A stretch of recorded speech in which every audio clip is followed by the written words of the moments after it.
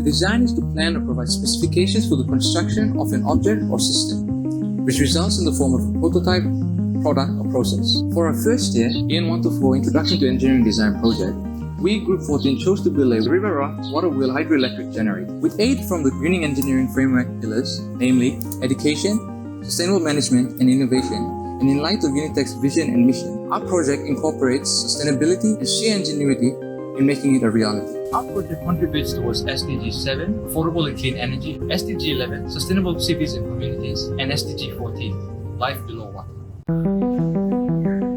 We started by setting constraints on the price, weight, and our target power output. We implemented a raft water wheel framework based on axiomatic design. This is to ensure that each of our design processes can be mapped back to customer needs based on our market research. We continuously iterated, identifying failure points on the design, areas that could be improved along with suggestions from the folks at the engineering workshop, and we then engineered solutions to each of these problems. From the initial concept sketches, we underwent several design iterations before landing on our final design. When immersed in a low-tech water body, drag force causes the blades to rotate the wheel. Notches in the wheel shaft ensure that the wheel's rotation turns the shaft, while bearing rings prevent the iron wheel stands from locking rotation. A belt and pulley system is used to transmit the rotations at a higher RPM to an alternator. There, the kinetic energy from the moving water is converted to electrical energy, which is transmitted through the cable to power a battery, to power an inverter, which we can use to power appliances. We meticulously planned our design, from calculating the buoyant force required to float, curving the blades to increase the drag coefficient, to reinforcing high-stress areas, and carefully choosing materials based on our requirements. So after the CAD model was complete, we then compiled technical drawings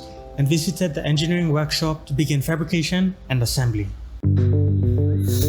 When it came to the construction and assembly of the raft, materials such as the plywoods and the PVC pipes and metal scraps for the fabrication of the L braces were obtained from the maintenance offices. The team was also able to secure other materials that were very essential to the raft, such as 2 bicycle rims, the inverter, a charge controller, cords, and also the suggested floaties, which are containers collected around the campus.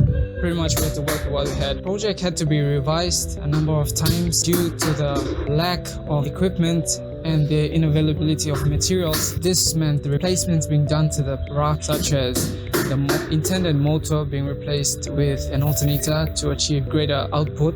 Construction was progressive on a daily basis and was a joint venture between the group and the workshop assistants, Matthew, Joseph, and Gilbert.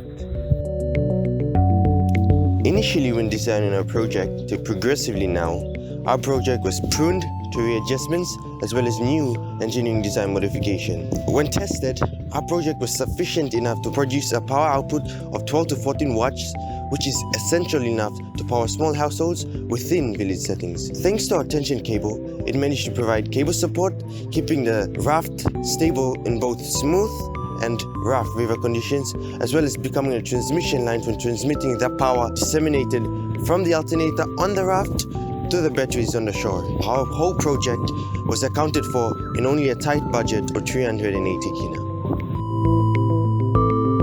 Given the results and conclusive testing, it is ambitious to say that we have successfully ticked all the boxes of expectations on our project, making it adequate enough to be self-sustaining and power generating that will potentially be a breakthrough in rural electrification.